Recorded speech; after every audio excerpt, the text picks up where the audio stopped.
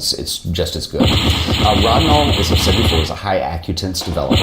If you looked at the Minimalist Darkroom episode that we did, I talked about that. And high accutance basically means it's going to, in old school film terms from the 50s and maybe the 60s, what that means is it's going to take the film, and it's obviously relevant today because I'm using that's how old the technology is. It's going to give you a real sharp image, the accutance, the contrast on edges. So it gives you the sharpness. The side effect, and also gives you the film speed, but the side effect is that you do increase grain and contrast when you're pushing specifically.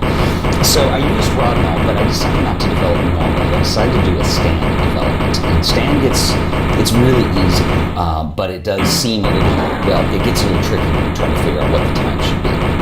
And I explained stand a little bit before, but basically all we're going to do is pour the developer in the tank, and we're going to develop for the first minute is all I did on this.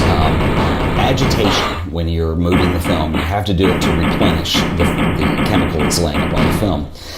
The more you agitate, the grainier the film can get. So even when I'm developing normally, I try to use a very slow agitation, just simply to move the chemical. That's all I'm doing, and to get fresh developer up against the film. You don't want to do this too hard. It's not cocktail shaker style by any stretch of the imagination. Do not do that unless you really want that for effect. Super grainy and messy film. Anyway, stand development. Basically, what we're going to do is we're going to develop for the first minute. I'm just going to agitate very slowly for the first minute.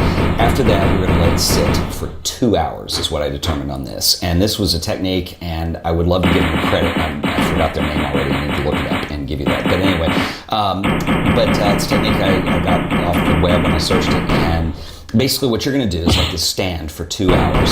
Every 30 minutes, just for 15 seconds. What I did is I swirled it like a glass of wine, just really slowly. I didn't even really agitate, I just kind of swirled the container. And that's all for 15 seconds. You do that every 30 minutes, so it's 3 times during the 2 hours. So 2 hours is a long time. You got to remember to pay attention and not forget that it's needing to be agitated.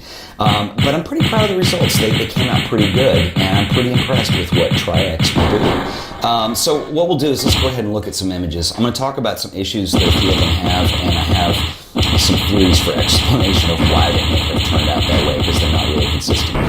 The first thing you got to remember is you're shooting, generally, when you're shooting in very low light, it can be very high contrast anyway. And remember, when you push film, you're going to get a higher contrast as well.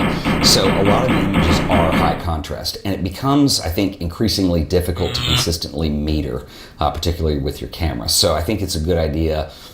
Generally, when you're going to be doing this, you're going to be doing off-the-cuff kind of improvisational stuff, so you're going to be reliant on the meter. You don't have time to sit there and measure each scene.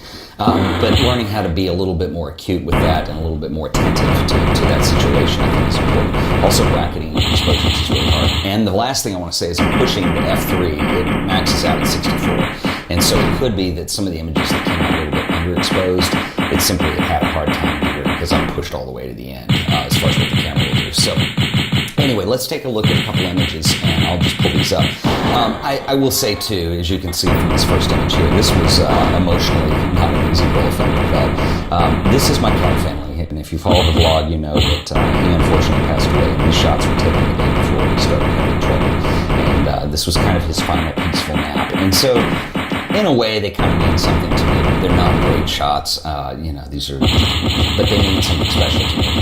It's also interesting how old he looks in this, and I don't think he really looked that way in general. But anyway, as you can see, we do have some grain, but in general, the light wasn't too bad. I'm pretty sure that I stopped this down to F4, and the speed was probably, I think I did this when the sun was still up, so it was probably pretty high. The speed was probably 250th of a second. But it came out pretty good. This is good light balance. The grain is much smoother. It's a little rough. You can tell I pushed the film, and the contrast is a little high. But it's not the results that I've gotten with something like, the T-Max 3200 or even the Ilford 3200. They're much grainier, honestly, and I think I would prefer Tri-X over either one of those, to be honest, which is kind of cool. These are all going to be images of cats because that's what I have around, and I shot this film